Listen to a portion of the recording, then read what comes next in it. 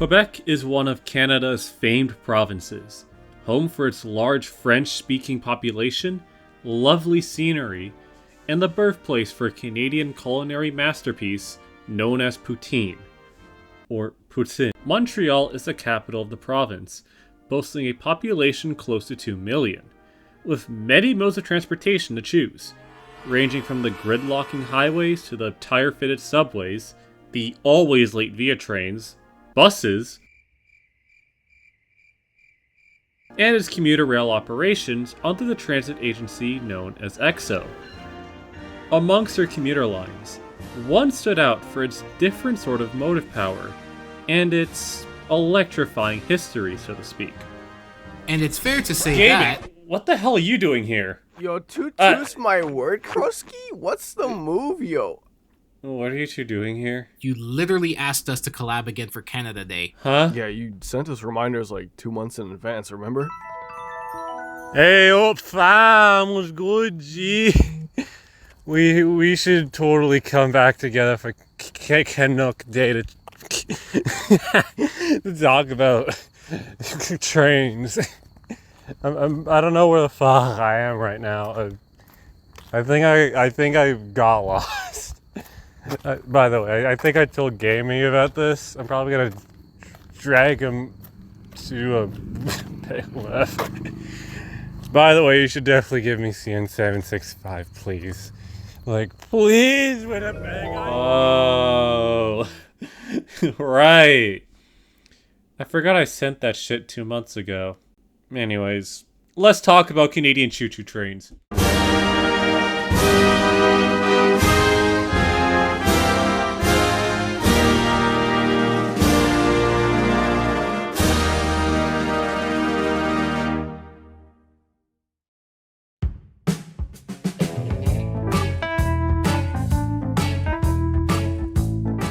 It's 1910.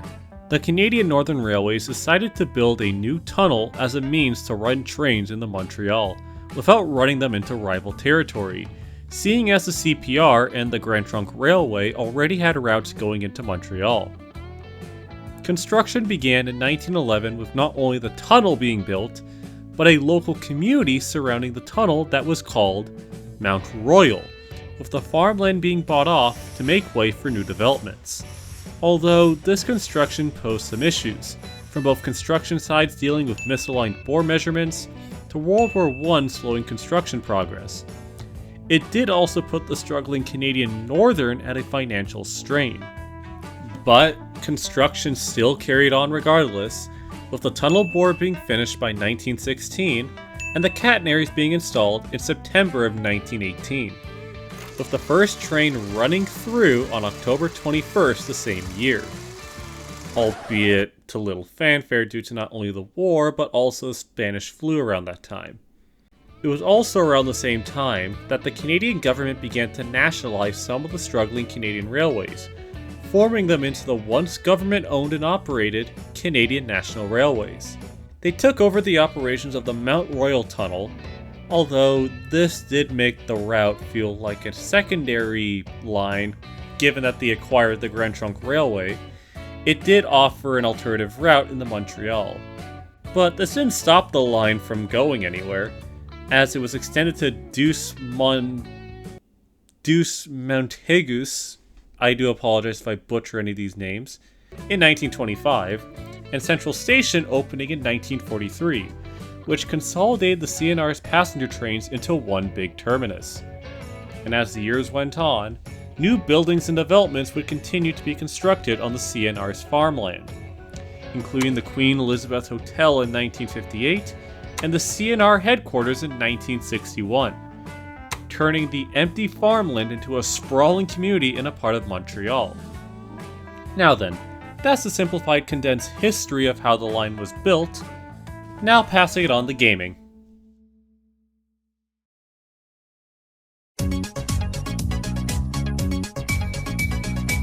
When it came to the operations, it was what you'd expect from a 30-kilometer line, as all trains that ran through there were commuter trains. Starting at the central station, an average outbound train would depart and go through the 5.3 kilometer long Mount Royal tunnel, emerging out and stopping at the following stations in order: Port Heights, now Kenora; Mount Royal, Montiplier; Lazare, now Bois-Franc; Roxborough, and Camoulox. I hate being bilingual. And then terminating at Deux Montagnes, where the train terminates and prepares for the return trip, and so on. Service saw around 24 to 26 trains per weekday departing from Central Station, with service starting at 6:25 a.m., with the last train departing at 12:05 a.m. surprisingly the next day. During peak times, a reported 73 trains ran through the tunnel, at least during a reported case in 1946, but based on that logic, service proved to be frequent and trains ran at a medium pace on the quaint electric line, with modest service for all points of the day. There was 3 engine change points set up along the line to allow the electric power to interchange its trains with diesel or steam power. Now then, let's get into the bread and butter for the line, the trains, at least during the CN era.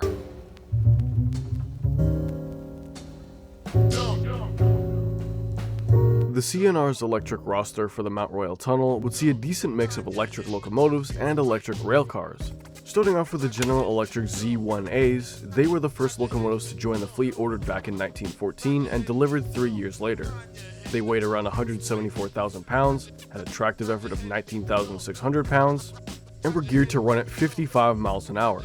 Fun fact, their classification system under GE was, get this, 0440E1664GE228A.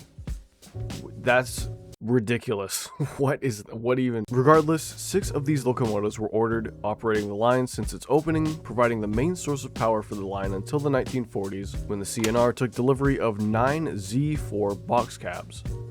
These skinny but beefed up box cabs were built in 1924 by British locomotive builder English Electric, which were known for making many BR diesels such as the iconic Class 08 Shunters, Class 37 diesels, and the Class 55 Deltics. These 9 box cabs were originally built for the National Harbours Board in Montreal as transfer locomotives, before being sold to the CN in 1940 following the de-electrification of the port. As for specs, they had a continuous tractive effort of 21,400 pounds, 1720 horsepower, and they were geared to run at 50 miles an hour. The next locomotives came in 1950 in the form of my personal favorite, 3 86-ton center cabs built in 1950 by General Electric. They had 1,100 horsepower and were nicknamed Hot Rods due to their fast acceleration. From a looks perspective, they looked like a normal 44-tonner if you just slapped on some pantographs. Lastly, there was the electric multiple units, with 18 MU cars delivered in 1952, being constructed by the Canadian Car and Foundry Company. These multiple units were fitted with GE electrical equipment, and were often lashed up with 1 motor car and a pair of trailers per consist, with the motors usually leading the outbound trains. CN apparently did plan on ordering multiple units back in the 1920s, but the order was cancelled and instead 2 coaches were retrofitted to MUs, lasting in service until being scrapped in 1947. Although no pictures of them exist. But based on the roster, the CNR had enough motive power to keep the electric line afloat and rather busy for service into Montreal. So while the trains were kept running and the surrounding areas were getting developed, things would only go south. Unfortunately.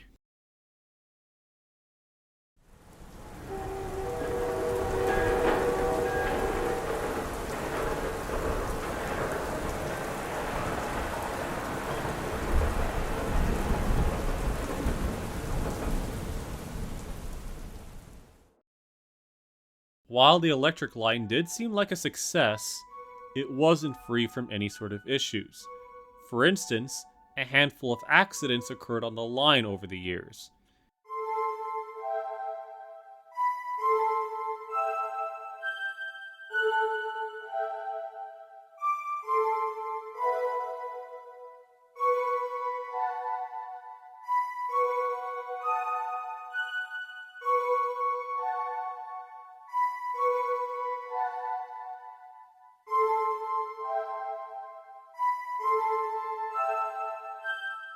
But even if these accidents weren't the only issue, as the infrastructure was already entering in 40 years of service by the time the 60s rolled in, and it was pretty clear that renovation work was desperately needed. But many factors weighed it down. Initially, the line was originally planned to be converted to a metro line and operated under Montreal Metro, but these plans came and went due to the prioritization to build Line 4 for the upcoming Expo 6-7. Shut up, it's not funny. Lack of agreements regarding costs, and the line needing to be rebuilt to accommodate the rubber-tired trains the Montreal subways were infamous for. By 1968, service to Montreal North was discontinued due to the planning of Montreal's Line 2, which in turn took most ridership away from the electric line. By that point, the line was in a state of disarray, the equipment was starting to fall apart, and ridership was falling off, and the line became unprofitable for the CNR. They did reach out to the Canadian Transportation Commission to let them abandon the line, stating that the line not only became unprofitable, but the operating revenues would go to pay off wages for its workforce. In spite of the CNR making valid points, the CTC declined the proposal and told them to suck it up. The line continued to struggle into the 70s, with 4 of the Z4 box cabs being retired in 1971 to serve as a source for spare parts. But another change to the line was the mass reduction in services. During its peak, an electric train departed Montreal every 30 minutes, but between 1966 to 1979, the amount of weekday trips went from 44 to a mere 18. A drastic cut in services, but given the declining nature, it's easy to see why. CN did continuously threaten to abandon the line multiple times if they didn't receive any finances that can go towards modernizing it, and a handful of attempts were tried between 1979 and 1981, but nothing came from them. With all these elements weighing down the once profitable electric line, the future of the Mount Royal Tunnel looks bleak. Or was it? And I tried to pick a material that would, not be too... In 1982, a 10-year operating agreement was signed between CN and the Montreal Urban Community Transit Commission, or STCOM as we'll abbreviate it. This agreement was done to share ownership of the line.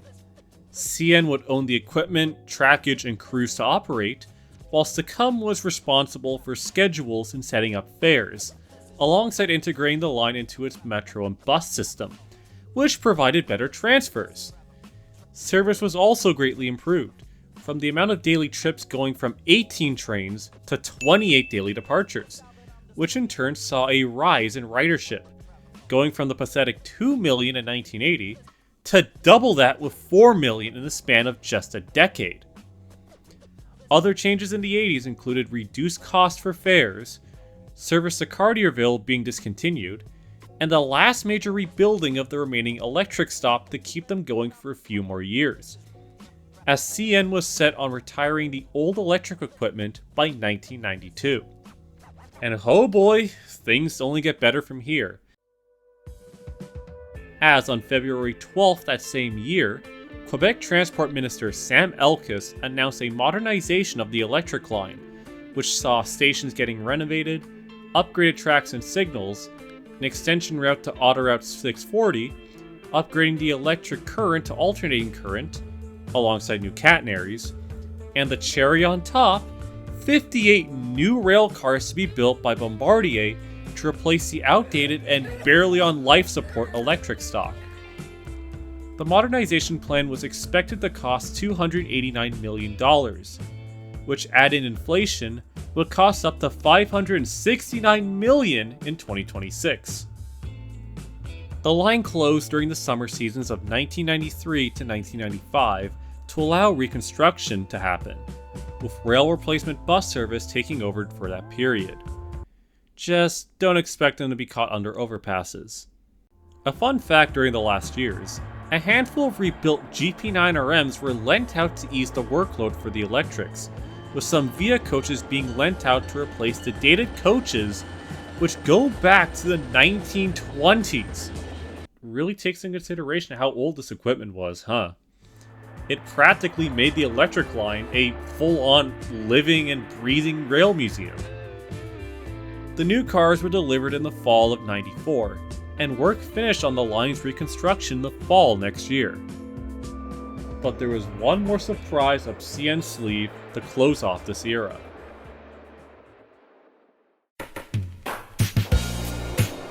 On June 2nd, 1995, Train 951 departed Central Station at 6:30 p.m.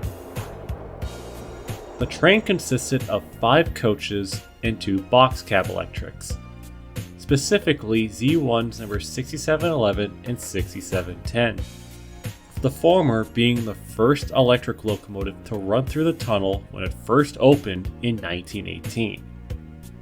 The locomotives carried a commemorative plaque prepared by the Canadian Railway Museum for the run, which was based on the original Canadian Northern logo with dates showing the first and last runs, October 21st, 1918 and June 2nd, 1995.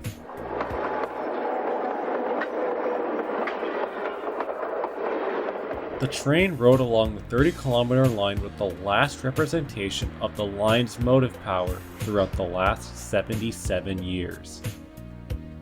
You gotta admit, for such locomotives, this milestone was pretty damn impressive.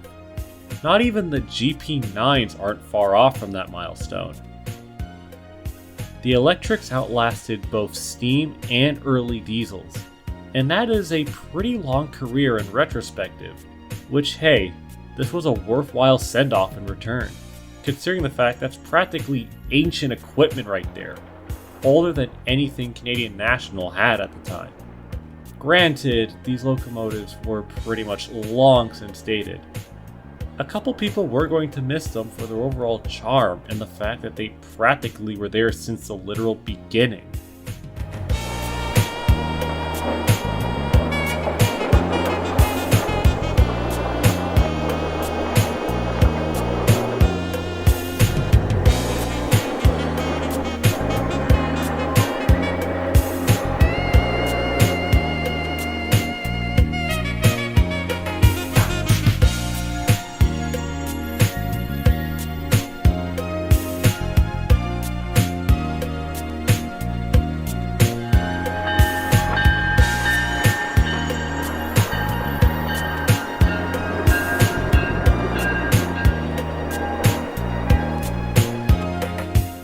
The inbound trip returned back to Central Station for the final time at 8:40 p.m., closing out an electrifying era for the Canadian National.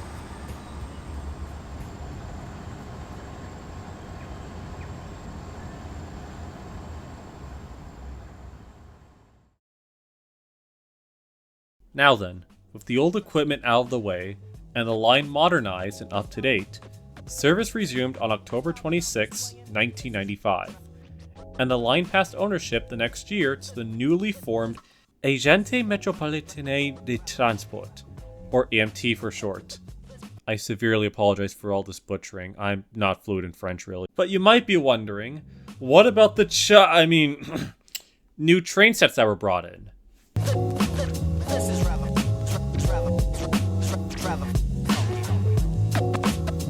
These new cars were the MR90s, as they were classified. They were married pairs with an individual length of 26 meters, had a max speed of 68 miles per hour in service, a power output of 1,810 horsepower, and fitted with AC traction motors designed by Siemens. They literally looked like the South Shore EMUs if you put them under a hydraulic press, painted them blue, and held them at gunpoint to speak French. The cars were immediately adored by the public since they were a massive contrast to the outdated, clapped-out equipment that reeked of the steam age. The train sets did have their fair share of teething issues, such as front doors not closing properly to not deal with the harsh winters. As in the case of December 1995, the train set suffered from frozen traction motors, resulting in them being returned for re-insulation. Oh yeah, an ice storm in 1998 froze the train set doors shut and they couldn't even leave the yard. Aside from that, the MR90s have been reliable machines ever since. As for other changes to the line, a multitude of stations were renovated from the ground up, while some, such as the old Val Royal station, were demolished in 1995. Many stations also got name changes,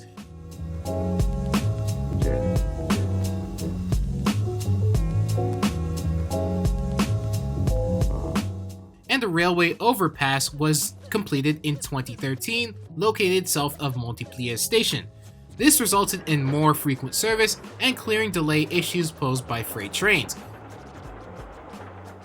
CN would pass full ownership of the line to AMT in 2014, allowing the commuter agency to prioritize commuter trains throughout the day, since beforehand, CN would randomly run freight trains during the daytime rather than the dead of night.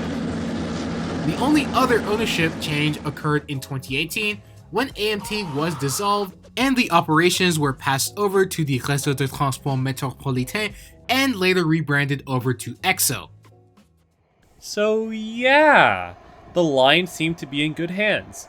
Everything was modernized, the new trains were pretty good, daily ridership was at 31,000, and the AMT, or EXO, enjoyed a niche profitable commuter line, while still carrying on the legacy of the Mount Royal Tunnel. And then Quebec happened.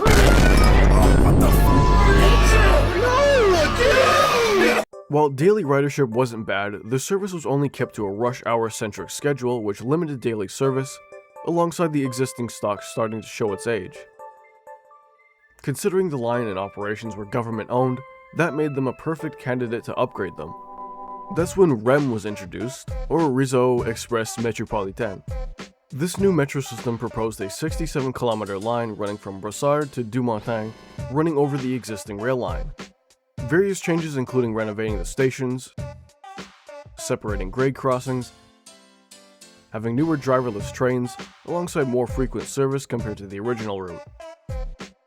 As a result of this, operations of the Dumontin line would cease permanently on New Year's Eve 2020, as the original closure for 2021 was pushed 6 months earlier due to the mass fall-off of ridership due to a certain pandemic.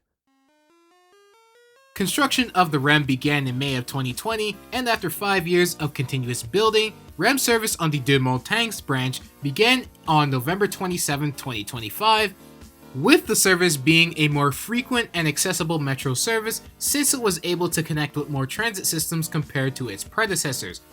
Whether or not you like how the trains look or the fact that it replaced a commuter rail system, at least it got a much needed upgrade which could help keep commuters on the go for years to come. Although, I'm curious, what are y'all's thoughts on new trains? Personally, I'm not a fan of how modern trains look, but I'll say the color palette does give a very alienating appearance. Pun intended. Honestly, it looks like something that typical Alstom would make, so it's not anything out of the blue here. It's not the worst thing I've ever seen, honestly, so it is what it is. I still hate Alstom. I mean, even if the train is kind of ugly, it's another train in Canada, which is always good.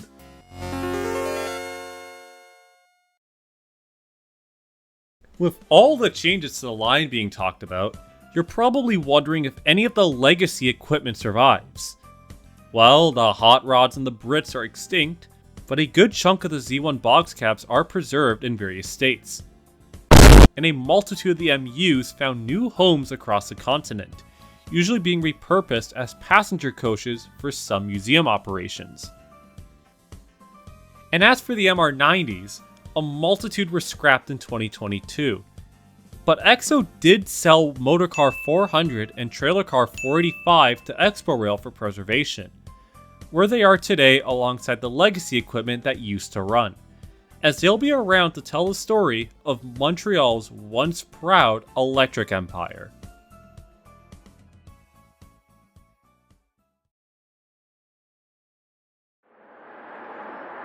So, the Mount Royal Tunnel was a novelty, serving a quaint portion of Montreal under wires, housing ancient equipment for well over 70 years, while surviving into the 21st century through 2 modernization projects.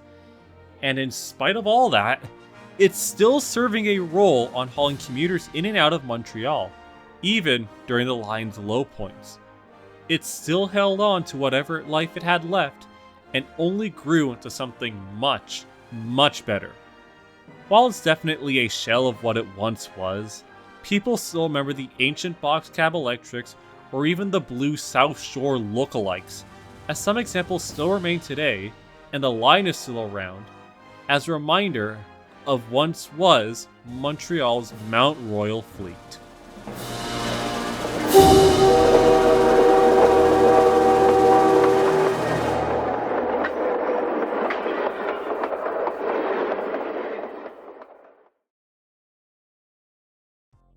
Alright, that was me, of course. Anyway, bye. As a closing statement, I think the Deux-Montagnes line is a really interesting part of Canadian rail history, one that's often overlooked, and it could also be a glimpse into what it could look like if Canada electrified its rail network. Well, that is if the government wanted to spend the billions of dollars it would cost to do that, but, you know, it is what it is. Thanks Halton for the invite to help with this video, and of course, see you next Tuesday. I do hope you enjoyed this video. It definitely was a fun one to research, given that this has always been a fun and fascinating site to look into in terms of Canadian railway history. But yeah, I do hope you enjoyed this video, and I'll see you all on the 4th of July for the long-awaited semi-quincentennial video. Trust me, I feel like this is one that's definitely been hyped up throughout the last couple of weeks. And yeah, see y'all soon. Take care, folks, and happy Canada Day. It's Canada Day. Why did I say that? What the